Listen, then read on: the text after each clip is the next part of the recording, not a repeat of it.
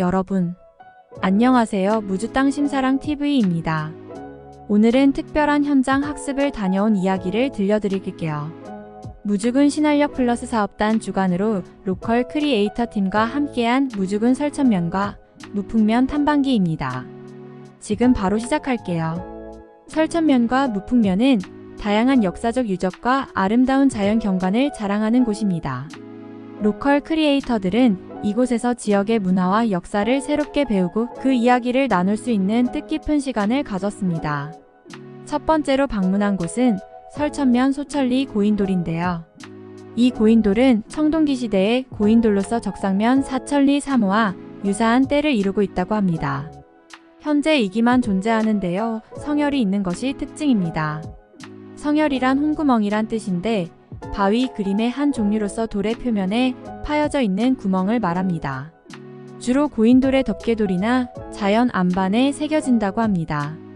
이곳에서 고인돌이 처음 발견될 당시만 해도 역사적 유물인지도 모른 채 너무 흔하게 많이 있어서 건물의 주춧돌로 사용했었다고 하여 담장 밑에 고인돌이라고 부르기도 합니다.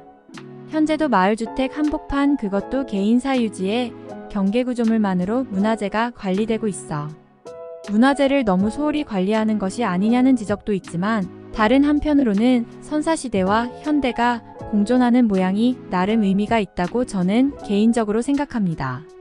이어서 일행은 설천면의 사냥보라는 곳을 찾았습니다.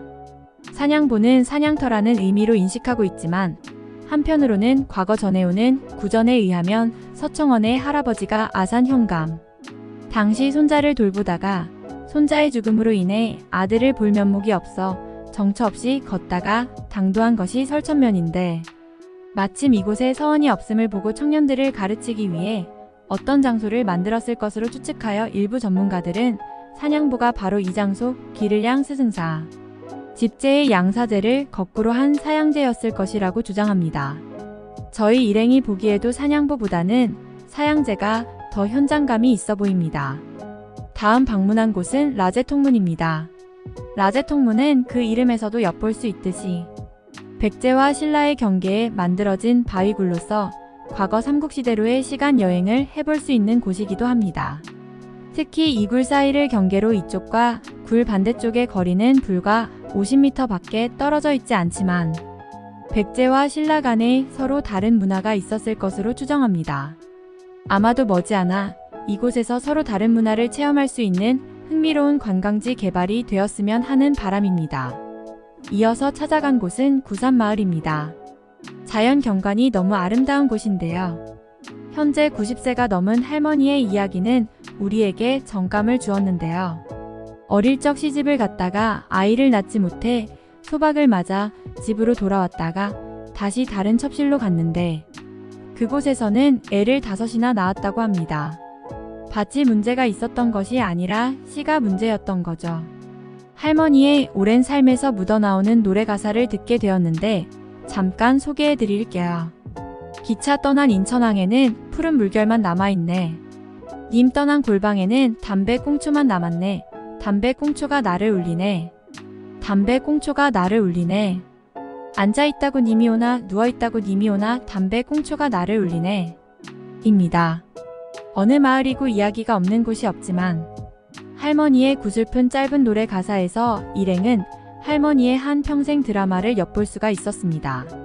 그렇게 구산마을은 그 이름을 불러주어 꽃이 되었습니다. 그리고 다음은 시 한수가 절로 나오는 신비한 곳인 상덕설이란 곳을 찾았습니다. 신선이 놀고 갈 정도로 경치가 매우 아름다운 곳입니다. 친구들과 함께 술 먹으며 신선 노름하기 딱 좋은 곳이었습니다.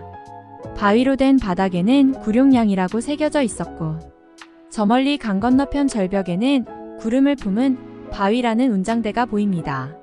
높은 절벽 위에서 누가 어떻게 글자를 새겼을까 궁금증을 자아냅니다. 일행 모두는 시인이 되어 고은 시인의 짧은 시 중에 내려갈 때 보았네. 올라갈 때 못 본 그 꽃 같은 짧은 시를 한 수씩 읊고 내려왔습니다. 일행은 이어서 무풍면의 명례궁을 방문했습니다. 명례궁은 조선 후기 국내 대신이었던 민병석이 건립한 99칸의 별궁으로서 고종 27년에 명성황후에게 상납하였으나 5년 후 명성황후가 시해를 당하고 을사조약 후 민병석의 개인 소유가 되었다고 합니다. 명례궁 역시 건축물은 모두 없어지고 사유지 집터에 비석만 존재하고 못내 아쉬움이 더했습니다. 옛 별궁 몇 칸만이라도 옛 모습이 복원되어 제대로 된 관광자원으로 보존되기를 기대해 봅니다. 오전 탐방을 마친 후 우리는 무풍면의 자랑인 샹그릴-라 레스토랑에서 점심 식사를 했습니다. 이곳은 고급스러운 건축과 세련된 인테리어로 유명한데요. 저희는 미리 11시 30분에 예약을 했습니다. 레스토랑에 들어서자마자 눈길을 끄는 화려한 인테리어와 멋진 자연 경관이 인상적이었습니다. 오늘의 점심 메뉴는 이곳의 대표 요리인 한방 왕갈비였습니다. 다양한 한약재로 맛을 낸 이 요리는 건강에도 좋고 맛도 일품이었어요. 두툼하고 육즙이 풍부한 왕갈비가 일행 모두의 입맛을 사로잡았습니다. 샹그릴-라 레스토랑에서의 식사는 고급스러운 분위기와 뛰어난 음식 맛 덕분에 더욱 특별하게 느껴졌습니다. 식사를 마친 일행은 무풍면의 순국 일병장, 사지상, 그리고 아늑하고 정겨운 설천면 대분리를 끝으로 역사 문화 관광을 마쳤습니다. 무주군 신활력 플러스 사업단 주간 로컬 크리에이터 오늘의 문화유적지 탐방과 샹그릴-라 레스토랑에서의 점심 식사는 모두에게 잊지 못할 특별한 경험이 되었습니다. 오늘 영상 즐겁게 보셨나요? 무주군의 멋진 문화유적지와 샹그릴-라 레스토랑의 맛있는 한방 왕갈비, 하루 관광 코스로 딱 좋을 듯 합니다. 여러분도 꼭 한번 경험해보세요. 구독과 좋아요 그리고 알림 설정도 잊지 마시고요. 그럼 다음에 또 만나요. 안녕. 지금까지 무주 땅심사랑 TV였습니다. 감사합니다.